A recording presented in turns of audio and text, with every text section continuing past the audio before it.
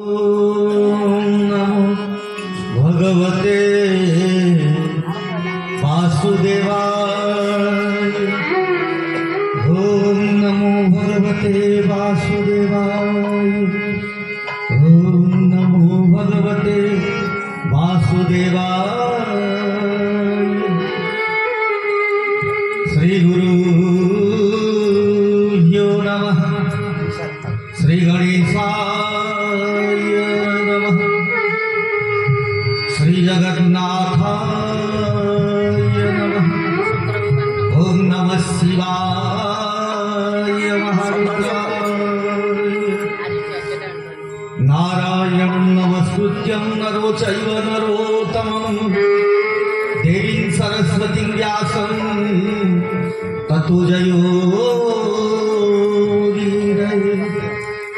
मूकं करोति वाचालं पङ्गुं लङ्घयते गिरिं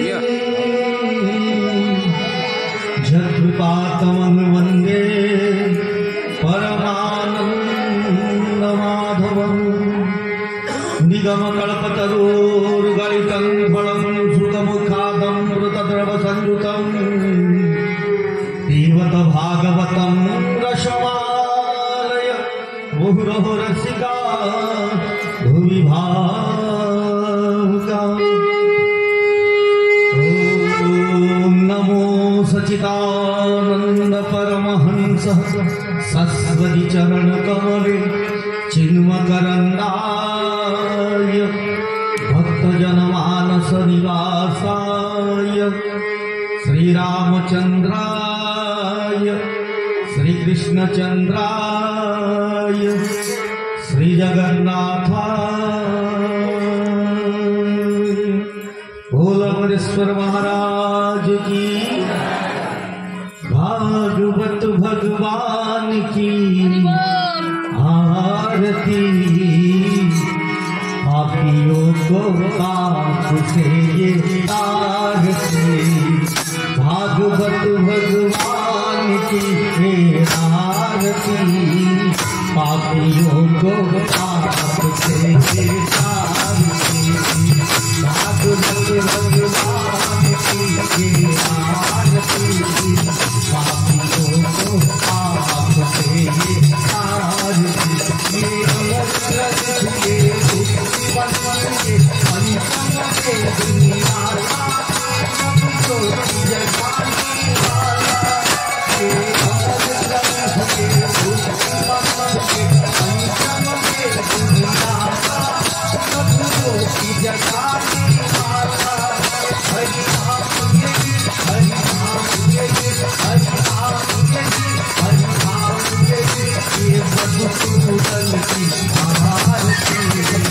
पापियों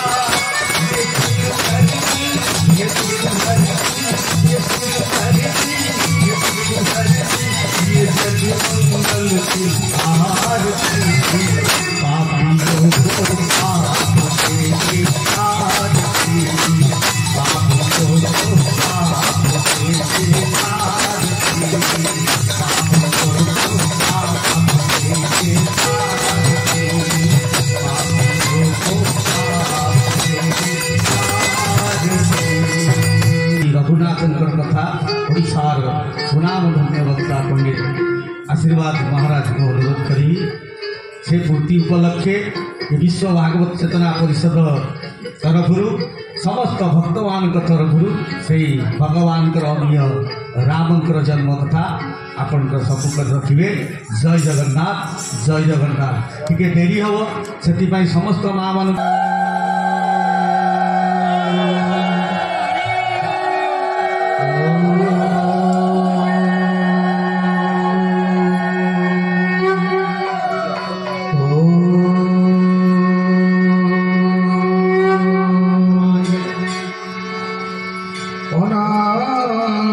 जगन्नाथ नाथ स्वमेन संशय जस्य नाथ जगन्नाथ तस्य दुख कथो मन्नाथ श्री जगन्नाथ मद्गुरु श्री जगद्गुरु मदात्मा सर्वदात्मा तस्मै श्री गुरवे नमः। सर्वमंगलमंगले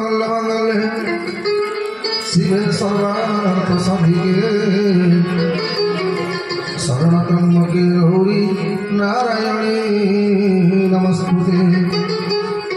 अपदापहर्तारं दातारं सर्वसंपदा लोकाभिराम श्रीरामं भूयो भूयो नमामि। मनोजमरुततुल्यवेगं जितेन्द्र बुद्धिमता वरिष्ठं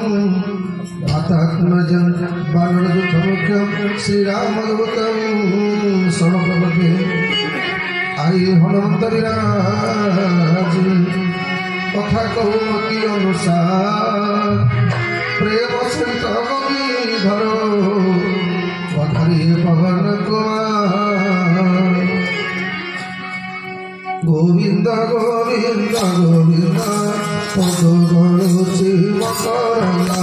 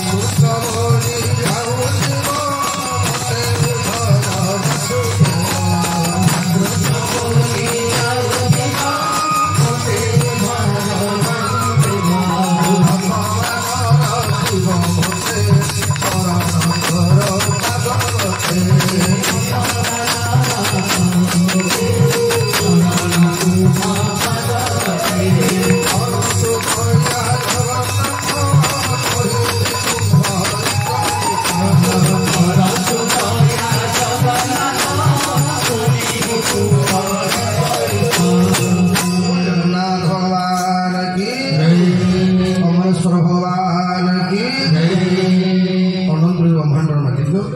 ବିଶ୍ୱଗଣ ବିଶ୍ୱନିୟନ୍ତା ଅନାଥର ନାଥ ଅଗତିର ଗତି ଅଶରଣ ଶରଣ ପଦ୍ମଫୁଳ ସୃଜନ ଜଗତ ଜୀବନ ଜଗନ୍ନାଥ ମହାପ୍ରଭୁ ରେବତନରୁ ବଳଦେବଜୀ ପରାତ୍ମା ଭଗବତ ଜଗଜ୍ଜନନୀ ମା ସୁଭଦ୍ରା ଚକ୍ର ସୁଦର୍ଶନ ପୀଠାଧୀଶ୍ୱର ଦେବଦେବ ମହାଦୂତ ଭବନ କଳାସପତି ଅମରେଶ୍ୱର ଭଗବାନଙ୍କର ପାଦବନ୍ଧରେ ଅନନ୍ତ ଦଣ୍ଡବତ ପ୍ରଣାମ ନିବେଦନ କରି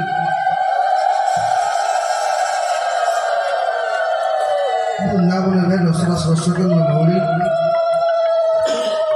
ନନ୍ଦନନ୍ଦନ ଗୋପୀନନ୍ଦନ ବଲ୍ଲଭ ଦେବକୀ ପ୍ରାଣଧନ ଶ୍ୟାମସୁନ୍ଦର ଭଗବାନ ଅଲ୍ଲାହରେ ଶକ୍ତିଶ୍ୱରୀ ପୁଣି ନିକୁଞ୍ଜେଶ୍ୱରୀ ଆସନଶେଶ୍ୱରୀ ଧରଣୀ ଭଗବାନଙ୍କ ଇଷ୍ଟଦେବ ରଘୁନାଥଜୁ ଭଗବାନଙ୍କର କଥାର ଶିବ ଗାଡ଼ିନଙ୍କର ବୀର ବଜରଙ୍ଗ ବଳି ମହାରାଜ ଭଗବତୀ ମା କଟକ ଚଣ୍ଡୀ ମଧ୍ୟ ସଦ୍ଗୁରୁଦେବ ପୂଜ୍ୟ ପୂଜକ ବାବା ବଳିଆଙ୍କ ପାଦପଦ୍ମରେ ଅନନ୍ତ ଦଣ୍ଡବତ ପ୍ରଣାମ ନିବେଦନ ପୂର୍ବକ ମାସତମୀ ପବିତ୍ର ମାଘ ମାସରେ ଜଗତର ନାଥ ଜଗନ୍ନାଥ ମହାପ୍ରଭୁ ତଥା ଅମରେଶ୍ୱର ଭଗବାନଙ୍କର ଅପାର କରୁଣାର ବାରିଧାର ସ୍ୱରୂପ ଆୟୋଜିତ ଶ୍ରୀମଦ୍ ଭାଗବତ ସପ୍ତାହ ଅନାଧାର ସ୍ୱରୂପ ଶ୍ରୀ ଶ୍ରୀ ବ୍ୟାସୀ ମହାରାଜ ଧାରକ ବୃନ୍ଦ ବିଘ୍ନାର୍ଥନରେ ଥିବା ସମସ୍ତ ବ୍ରାହ୍ମଣ ଦେବତାମାନଙ୍କୁ ଏ ଅଧମ ସେବକର ଭକ୍ତିଭୂତ ପ୍ରଣାମ ସର୍ବୋପରି ଅମରେଶ୍ୱର ଭଗବାନଙ୍କର ସେବାରେ ବ୍ୟସ୍ତ ଥିବା ମୋର ଋଣୀ ଶ୍ରୀଯୁକ୍ତ ମଧୁସୂଦନ ପଣ୍ଡା ମହୋଦୟ ଏ ସମସ୍ତ ଦାୟିତ୍ୱ ନେଇ ଭଗବାନଙ୍କ ସେବାରେ ନିଜକୁ ବ୍ୟସ୍ତ ରଖିଥିବା ଏବଂ ଦରି ପକାଇବା ଠାରୁ ଆରମ୍ଭ କରି ଦରି ଉଠାଇବା ପର୍ଯ୍ୟନ୍ତ ଠାକୁରଙ୍କ ବିଗ୍ରହଙ୍କ ପୂଜା ପର୍ଯ୍ୟନ୍ତ ସମସ୍ତ ଦାୟିତ୍ୱ ବହନ କରିଥିବା ପଣ୍ଡିତ ବୀରେନ୍ଦ୍ର ଭାଇନା ଭଗବାନଙ୍କର ପବିତ୍ର କାର୍ଯ୍ୟକ୍ରମକୁ ଆୟୋଜନ କରିଥିବା ଅମରେଶ୍ୱର ମନ୍ଦିର ପରିଚାଳନା କମିଟିର ସମସ୍ତ ସଦସ୍ୟ ସମସ୍ତଙ୍କ ନାଁ ଜାଣିଲେ ମଧ୍ୟ ଅତି ଆପଣା ରାକେଶ ଇତ୍ୟାଦି ସମସ୍ତ ଭକ୍ତବୃନ୍ଦ ବିଶ୍ୱ ଭାଗବତ ଚେତନା ପରିଷଦର ଆନୁକୂଲ୍ୟରେ ଆୟୋଜିତ ଶ୍ରୀମଦ୍ ଭାଗବତ ସପ୍ତାହ କଥା ଜ୍ଞାନ ଯୋଗରେ ବିଶ୍ୱ ଭାଗବତ ଚେତନା ପରିଷଦର ଅଧ୍ୟକ୍ଷ ପରମ ପୂଜନୀୟ କେଦାରନାଥ ମହାପାତ୍ର ମହୋଦୟ ଉପାଧ୍ୟକ୍ଷ ଓଡ଼ିଶା ରଚନା ମଧ୍ୟମ କଥାବାଚକ ଶ୍ରୀଯୁକ୍ତ ପ୍ରକାଶ ଚନ୍ଦ୍ର ବେହେରା ମହୋଦୟ ଏ ଯାବତ ଆପଣମାନଙ୍କୁ ଭଗବାନଙ୍କର ସଙ୍ଗୀତ ମାଧ୍ୟମରେ ଭକ୍ତି ପୁଷ୍ପାଞ୍ଜଳି ଅର୍ପଣ କରିଥିବା ରମେଶ୍ୱରଠାରୁ ଆରମ୍ଭ କରି ସୁକନ୍ୟାନୀ ଅନ୍ନପୂର୍ଣ୍ଣା ବାଦ୍ୟନ୍ତରେ ସହାୟତା କରୁଥିବା ରବି ଭାଇ ମୁନାବାବୁ ଏବଂ ବୀରମାମ ଇତ୍ୟାଦି ସମସ୍ତ ଭକ୍ତବୃନ୍ଦ ଭଗବାନଙ୍କର ପାବନ କଥାକୁ ଶ୍ରବଣ କରିବା ପାଇଁ ଏ ପବିତ୍ର ଧାମରେ ଉପସ୍ଥିତ ସମସ୍ତ ସଜ୍ଜନବୃନ୍ଦ ଭକ୍ତିମତୀ ମା ମାନେ ଶ୍ରୀ ରାମମୟ ସମାଜକ ଯାହାନି ପ୍ରଭୁ ପ୍ରାଣକୁ ଯୋଡ଼ିଯୁଗ ପାଇଁ ନ୍ୟାୟରେ ଆପଣମାନଙ୍କୁ ସମସ୍ତଙ୍କୁ ସେଇ ଭଗବାନଙ୍କ ସ୍ୱରୂପରେ ଏହି ଅଧମ ସେବକର ଭକ୍ତିଭୂତ ପ୍ରଣାମ ଆସନ୍ତୁ ଭଗବାନଙ୍କର ଅପାର କୃପାରୁ ଶ୍ରୀମଦ ଭାଗବତର ନବମ ସ୍କନ୍ଧ ଆମେମାନେ ଶ୍ରବଣ କରିବା ତା ପୂର୍ବରୁ ଆନନ୍ଦର ସହିତ ପ୍ରେମର ସହିତ ଆଜି ହେଉଛନ୍ତି ମଙ୍ଗଳବାର ଯେଉଁ ଶଙ୍କର ଭଗବାନଙ୍କର ଅମରେଶ୍ୱର ଭଗବାନଙ୍କର ପାଦପତ୍ରରେ ଆମେମାନେ ବସିଛେ ଶଙ୍କର ଭଗବାନଙ୍କର ମନ୍ଦିରରେ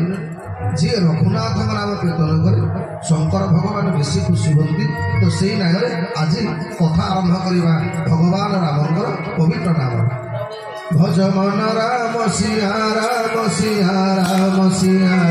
भज मन राम सिया राम सिया राम सिया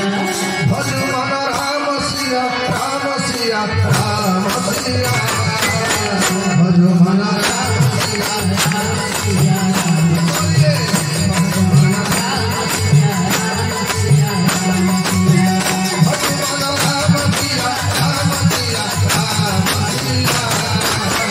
भज मन राम सिया राम सिया राम सिया राम सिया राम सिया राम सिया भज मन राम सिया राम सिया राम सिया भज मन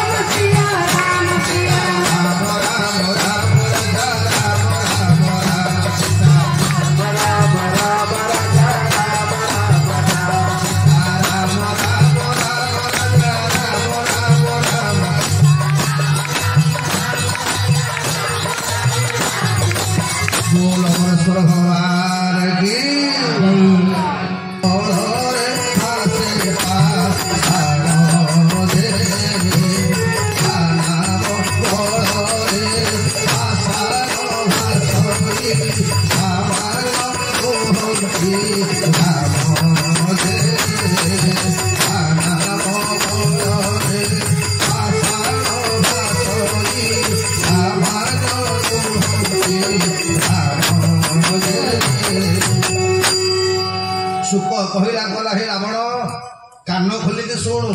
ଯାହାକୁ ତୁ ମଣିଷ ବୋଲିକି କହୁନୁ ଆରେ ସେ ମଣିଷ ନୁହଁ ଯଦି ମଣିଷ ହେଇଥାନ୍ତା ଆଜୀବନ ଶୁଣିଛୁ ପଥର କୋଉଠି ଭାସିବା ରାବଣ କଲା ନା ହେ ରାବଣ ଯା 20ଟା ଆଖି ମେଲେଇକି ଦେଖିବୁ ଯୋଉ ରାମଟାକୁ ତୁ ମଣିଷ କହୁଛୁ ତପସ୍ୱୀ ବୋଲିକି ଭାବୁଛୁ ସେ ରାମଙ୍କ ନାଁରେ ବଡ ବଡ ପଥର ନୁହଁ ବଡ ବଡ ପାହାଡ ଭାସୁଛି ଲଙ୍କା କଟକରେ ସବୁ ଚମିକି ଗଲେ କହିଲେ ରାବଣ ତୁ ସୀତାଙ୍କୁ ଫେରେଇ ଦେ ଇଏ ଯାହାର ଦୂତ ଆସିକି ଆମ ଲଙ୍କାଟାକୁ ପୋଡିକି ପଳେଇଲା ବେ ଯିଏ ପଥର ବସେଇଲାଣି ବେ ସିଏ ଆଉ ତମକୁ ଆମକୁ ରଖିବ ଆଉ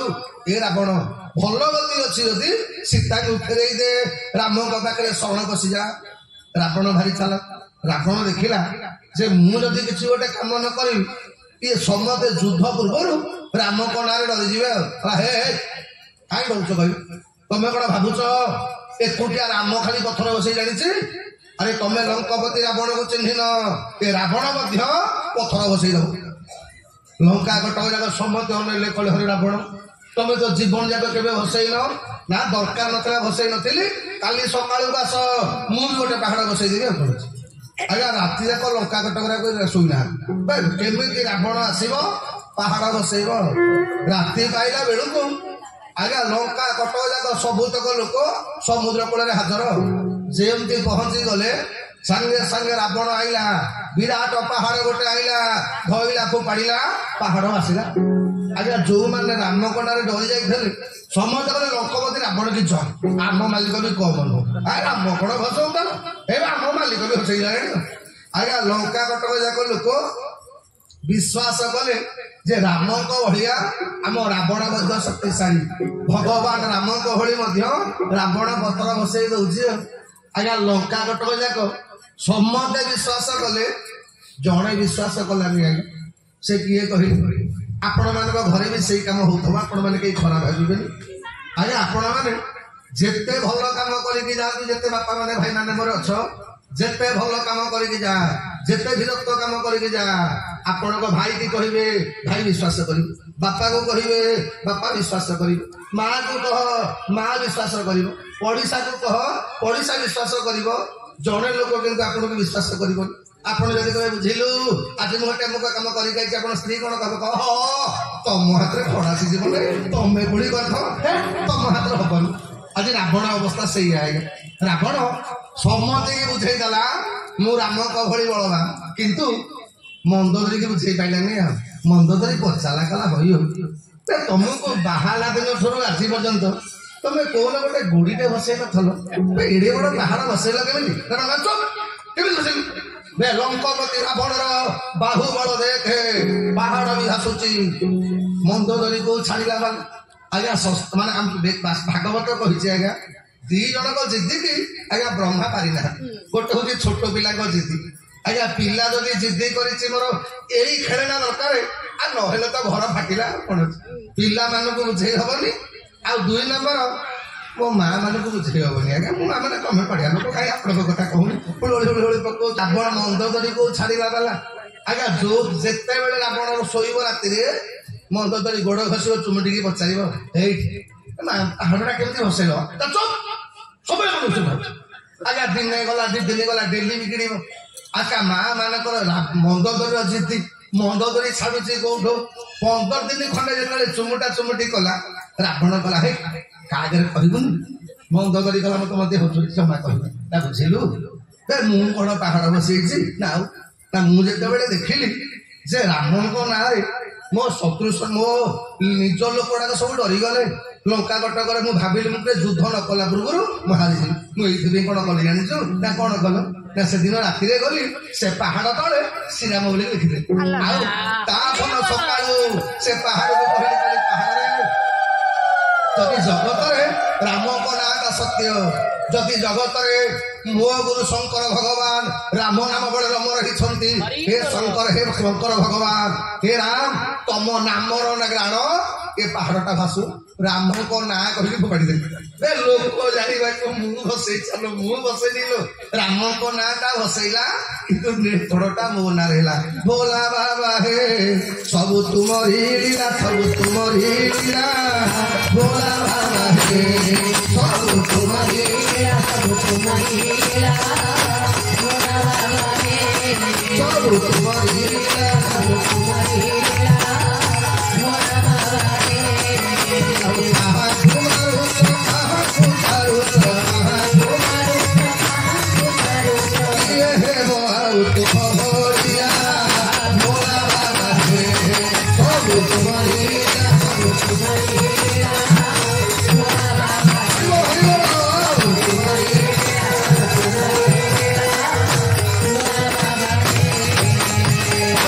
भगवान की परीक्षित महाराज पचारे कले सुखदेव जो पवित्र सूर्य वंश भगवान आज्ञा भगवान 24 अवतार भितर 2 अवतार होती पूर्ण अवतार राम अवतार और कृष्ण अवतार परीक्षित महाराज पचारे कले सुखदेव ये जो पवित्र सूर्य वंशटा इक्ष्वाकुंग ठारू आरंभ है से पवित्र सूर्य वंशर चरित्र मत कहतु भगवान राम केमिति प्रकट हेले से कथाटा कह परीक्षित महाराज प्रश्न सुखदेव गोस्वामी कहले कले परीक्षित ए भगवान कथा शुणा तो मन में आग्रह केते बोले सुन राजन परीक्षित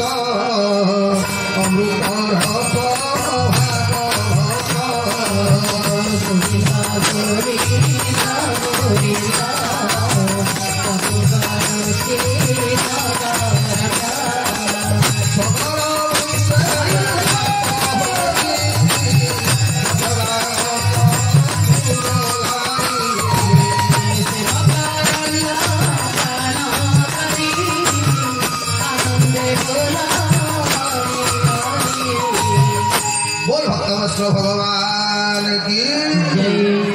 जो पवित्र सूर्य वंश आम मैंने श्रवण करते नाभाग पु अम्बरीश अम्बरीशंकर 5 संतान है से 5 संतान भितर आज्ञा से असमंजस जहांकर आज्ञा यज्ञशाला आज्ञा भगवान कृपार प्रकट हेले जड़े पुओ जहाँ ना है सगर जो सगर आम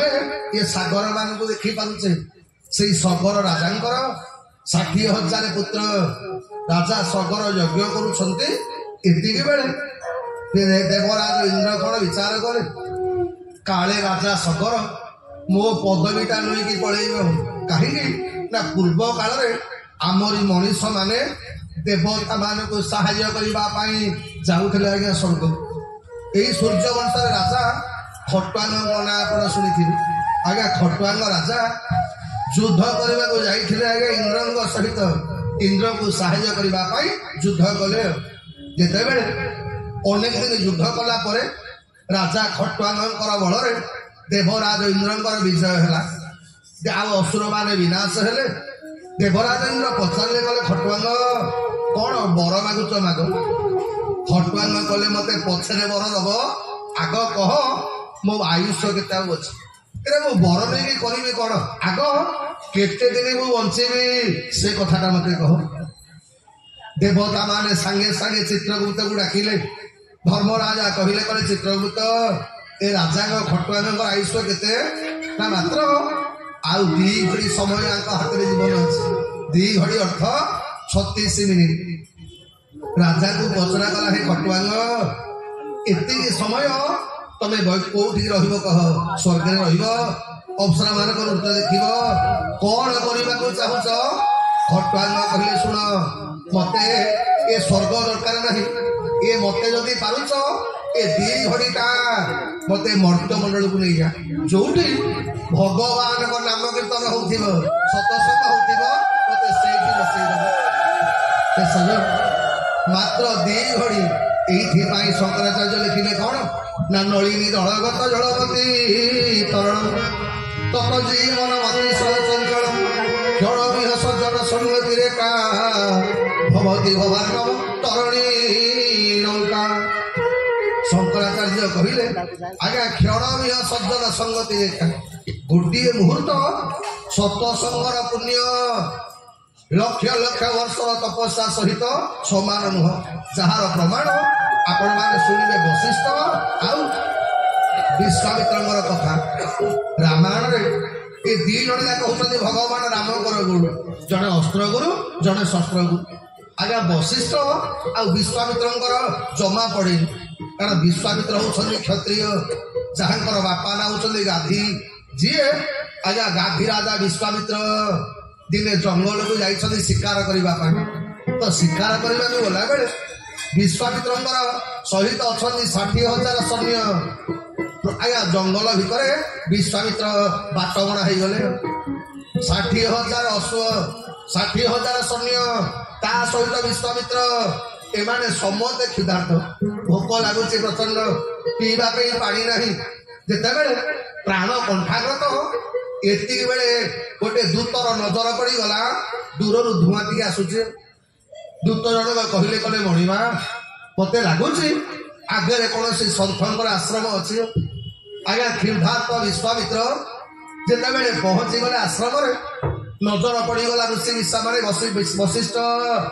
ଆଜ୍ଞା ବଶିଷ୍ଠଙ୍କ ଆଶ୍ରମ। ବଶିଷ୍ଠ ଯେମିତି ରାଜା ବିଶ୍ୱାମିତ୍ରଙ୍କୁ ଦେଖିଲେ, ବଶିଷ୍ଠ କହିଲେ ରାଜା ମତେ ଲାଗୁଛି ତମେ ପ୍ରଚଣ୍ଡ କ୍ଷୁଧାର୍ଥ ଆଉ ତୃଷାର୍ଥ ଅଛ, ଆସ ମୁଁ ତମକୁ ଆତିଥ୍ୟତା ଦଉଛି, ଆଗ ଗାଧୁଆ ଗାଧୁଆ ସାରିଦିଅ, ମୁଁ ତମ ପାଇଁ ଖାଦ୍ୟ ପାନୀୟର ବ୍ୟବସ୍ଥା କରୁଛି। ବିଶ୍ୱାମିତ୍ର କହିଲେ କଳେ ଋଷି ତମେ ଠିକ କହିଛ, ମୁଁ ଯଦିଓ କ୍ଷୁଧାର୍ଥ, ଯଦିଓ ମୁଁ ମାନେ ଶୋଷିଲା, କିନ୍ତୁ ମୁଁ ଏକୁଟିଆ ଖାଦ୍ୟ ଗ୍ରହଣ କରିବିନି ନା କାହିଁକି ନା ମୁଁ ବା ରାଜା, ମୁଁ ଯଦି ଏକୁଟିଆ ଖାଇଦେବି ମୋ ସହିତ 60,000 ମୋର ସୈନ୍ୟମାନେ ଅଛନ୍ତି, ସେମାନେ ବି କେହି ଖାଇନାହାନ୍ତି, ସେମାନେ ବି ତୃଷାର୍ଥ। ବଶିଷ୍ଠ ହସିଲେ କଲେ ବିଶ୍ୱାମିତ୍ର ତମେ ଚିନ୍ତା କର ନା, ତମେ ଖାଲି ଗାଧେଇକିରି ଆସ, 60,000 କଣ 60 ଆଉ 60,000ଙ୍କର ଖାଇବାର ବ୍ୟବସ୍ଥା ମୁଁ କରିଦେବି, ତମେ ଖାଲି ଆସିକି ବସ। ଆଜ୍ଞା 5-10 ମିନିଟ୍ ଭିତରେ ସମସ୍ତେ ରେଡି ହେଇକି ଯେତେବେଳେ ବସିଗଲେ, ଆଜ୍ଞା ବଶିଷ୍ଠ ତାଙ୍କ ଶିଷ୍ୟମାନଙ୍କ ସହିତ ଖାଦ୍ୟ ବାହାରିବା ଆରମ୍ଭ କଲେ। ଆଜ୍ଞା ବିଶ୍ୱାମିତ୍ର ତାଙ୍କ ଜୀବନ ଯାକ ଏମିତିଆ ଖାଦ୍ୟ ଖାଇନଥିଲେ। କହିଲେ ବାବାଜୀଟା ଜଙ୍ଗଲ ଭିତରେ ଗୋଟେ ଝୁମ୍ପୁଡ଼ି କୁଡ଼ିଆରେ ରହୁଛି, ମୋ ସହିତ 60,000 ଲୋକଙ୍କର ଖାଦ୍ୟଟା ଇଏ 5 ମିନିଟ୍ ଆଇଲା କୋଉଠୁ? ମୁଁ ଏଡେ ବଡ ରାଜ୍ୟର ରାଜା, ମୁଁ ଚାହିଁଲେ 5 ମିନିଟ୍ ଭିତରେ 60,000 ଲୋକଙ୍କୁ ଖାଇବାକୁ ଦେଇପାରିବିନି, ଇଏ ଆଇଲା କୋଉଠୁ? ଏତିକି ବେଳେ ଖାଇସାରିଲା ପରେ ବିଶ୍ୱାମିତ୍ର ପଚାରିଲେ କଲେ ବଶିଷ୍ଠ ତମେ କଣ କଲ କି 60,000 ଲୋକଙ୍କର ଖାଇବାଟା ତମେ ଆଇଲ କୋଉଠୁ? ଆଜ୍ଞା ସନ୍ଥ ମାନେ ତ ଭାରି ସରଳ। ବଶିଷ୍ଠ କହିଲେ ବିଶ୍ୱାମିତ୍ର ଏଥିରେ ମୋର କିଛି ବାହାଦୁରୀ ନାହିଁ, ସବୁ ମା କାମଧେନୁଙ୍କର କୃପା। ଏ ଯୋଉ ନନ୍ଦିନୀ ଗାଈ ମୁଁ ରଖିଛି, ସେଇ ଗୋମାତା ତା କୃପା ବଳରେ ଆପଣ ମାନଙ୍କର କ୍ଷୁଧା ନିବାରଣ କରିଛି, ମୁଁ ନିମିତ୍ତ ମାତ୍ର। ବିଶ୍ୱାମିତ୍ରଙ୍କର ଲୋଭ ବଢିଲା, କହିଲେ ହେ ଯଦି ଏ ଗାଈଟାକୁ ମୁଁ ନେଇଯାଆନ୍ତି ମୋ ରାଜ୍ୟରେ ଆଉ କିଛି ଅସୁବିଧା ହୁଅନ୍ତାନି। କହିଲେ ବାବା ତମେ ଗାଈଟାକୁ କଣ କରିବ, ମତେ ଦେଇଦିଅ। ବଶିଷ୍ଠ କହିଲେ କଲେ ବିଶ୍ୱାମିତ୍ର ରାଜା ମାନେ ବ୍ରାହ୍ମଣ ମାନଙ୍କୁ ସନ୍ଥ ମାନଙ୍କୁ ଦବା କଥା, ଆଉ ତମେ ଆମଠୁ ମାଗୁଛ, ଏଇଟା ତମକୁ ଶୋଭା ପାଉନି। ବିଶ୍ୱାମିତ୍ରଙ୍କର ତ ଆଜ୍ଞା ଯୁବକ ବୟସ, କହିଲେ ବାବାଜୀ ଭଲରେ ଦବନି। ତେଣୁ ଯେତେବେଳେ ଜବରଦସ୍ତ କାମଧେନୁଙ୍କୁ ନବାକୁ ବସିଲେ ନନ୍ଦିନୀକି, ବଶିଷ୍ଠ କହିଲେ ମାଲୋ ତତେ ତୁ ରକ୍ଷା କର।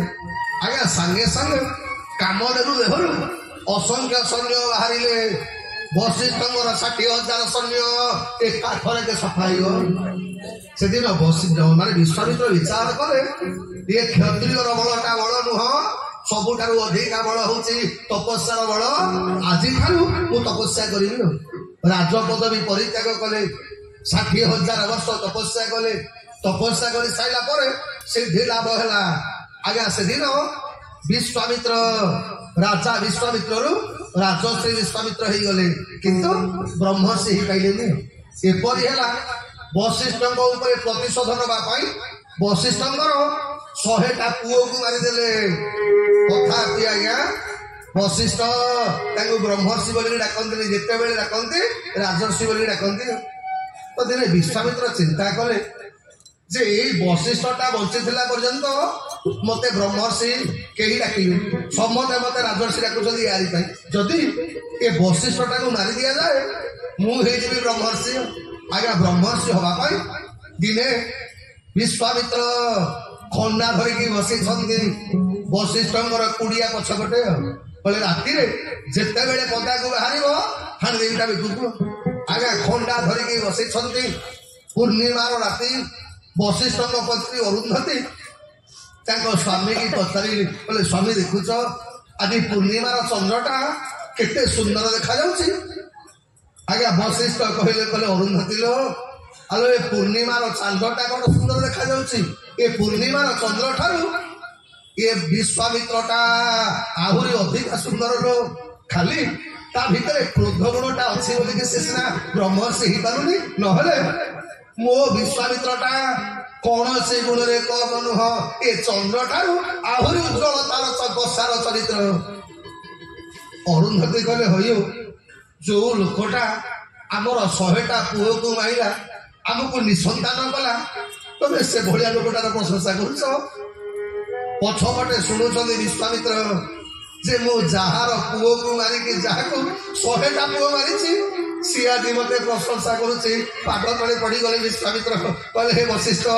मते क्षमा कर दियो वशिष्ठ को नहीं पकेले कहले विश्वामित्र आज ठारू तमे ब्रह्मर्षि ही गलो एई गोटा को गुण पाई तमे ब्रह्मर्षि ही पारनथिले सांगे सांगे विश्वामित्र कहले कहले वशिष्ठ मु मो भूल बुझी पारिली एबे आपण कहउछनी मो घरर अतिथि एइथि पाई मु जीवन रे